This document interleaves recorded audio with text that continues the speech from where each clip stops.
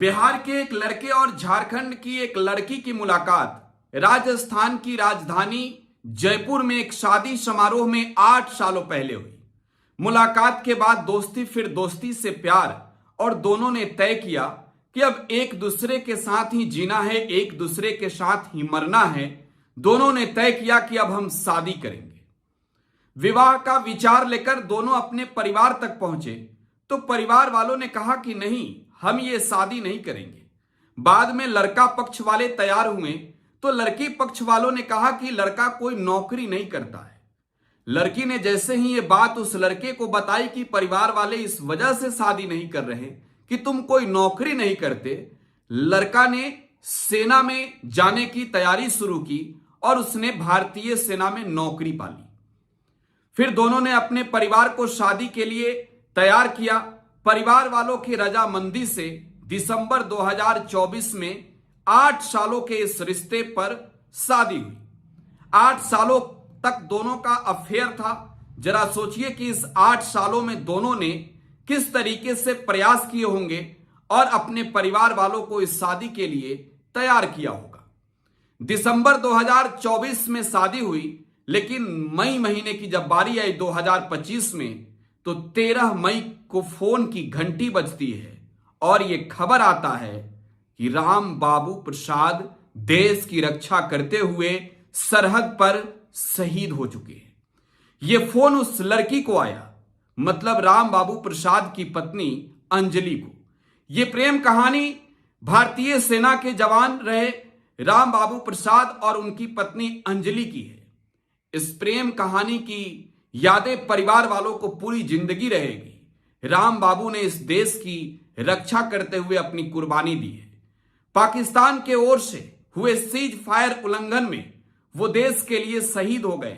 जैसे ही उनका पार्थिव शरीर सिवान पहुंचा, उनके पैतृक गांव में परिवार वालों का रो रो कर बुरा हाल था। हजारों की संख्या में गांव और आसपास के इलाकों से लोग उनके अंतिम दर्शन के लिए जुटे थे। लेकिन उस दौरान भी एक ऐसा वाकया हुआ कि मौके पर मौजूद सभी लोगों की आंखें नम हो गई। सेना के जवान और अधिकारी भी जो उन्हें अंतिम सलामी देने पहुंचे थे, उनकी आंखों से भी आंसू बहने लगे। दरअसल अंजलि ने कहा कि वो अपने पति के साथ बंद कमरे में आधे घंटे तक रहना चाहती है। अंजलि ने सेना के अधिकारियों के सामने जैसे ही ये बातें रखी, शहीद राम बाबू प्रसाद का पार्थिव शरीर उनके कमरे में ले जाया गया। कमरे का दरवाजा बंद हुआ और अंजलि अपने पति के शव से लिपटकर आधे घंटे तक रोती रही, दहाड़ मारकर रोते रही, फूट फूट कर रोते रही। वो याद करते रही इस रिश्ते के उस 8 साल के अफेयर के दौरान के संघर्ष को। अंजलि कहती है कि हमारा प्यार इतना आसान नहीं था। हमने बहुत मुश्किल से सफर किया। 8 सालों के इस अफेयर के दौरान परिवार वालों को मनाने के लिए ना जाने कितनी मुश्किलें आई। हर मुश्किलों का हम दोनों ने डटकर सामना किया। आज राम बाबू हमें अकेला छोड़ गए। शादी के 5 महीने के बाद ही वो देश के लिए शहीद हो गए। अंजलि फपक फपक कर रोती है और ये कहती है कि ज्यादातर समय तो उन्होंने देश की सरहद पर ही देश की रक्षा के लिए दी। अंजलि अब इस दुनिया में अकेले राम बाबू प्रसाद के यादों के साथ जिएगी। राम बाबू अपने परिवार को छोड़ गए।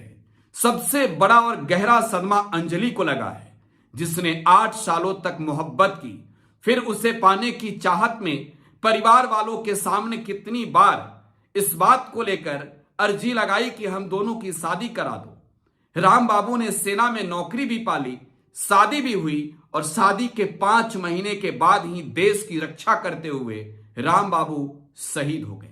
बिहार के लिए ये बात बेहद ही गर्व का है कि बिहार का एक बेटा देश के लिए शहीद हुआ है। लेकिन उनकी ये शहादत उनकी पत्नी अंजलि पूरी जिंदगी नहीं भूल पाएगी।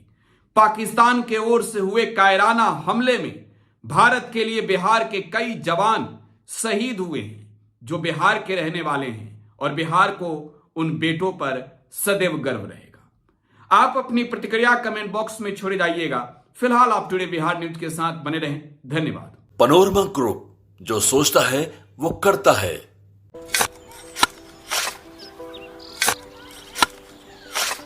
नई का साल मुबारक हो चाचा।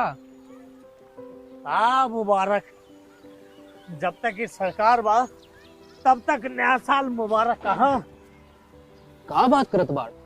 बात ई बा, साल चाहे नया होके दिन चाहे, हमार जिंदगी में तो बस दुख है, दुख बा।